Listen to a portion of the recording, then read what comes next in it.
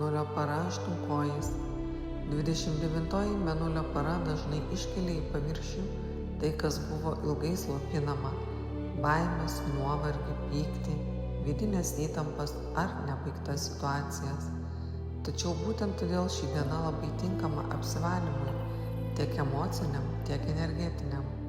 Šią dieną rekomenduojama paleisti tai, kas nebetarnauja, vengti dramų, konfliktų ir apkalbų, mažiau būti triukšmingose vietose, apsivalyti namus, mintis ir emocijas, degti žvakę, melstis, medituoti, daugiau ilsėtis ir klausytis savo kūno.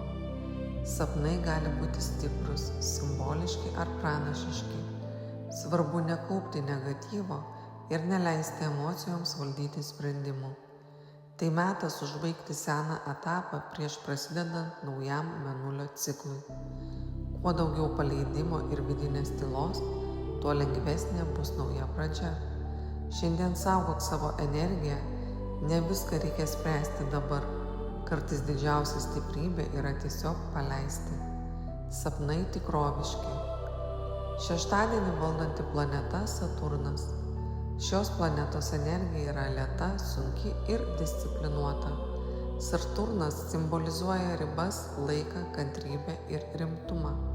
Spalvos juoda, tamsiai mėlyna, tamsiai violetinė, pilka, tamsūs žemiški atspalviai. Mėnulio fazė jaunatis prasidės 23 val. Jaučio ženkle.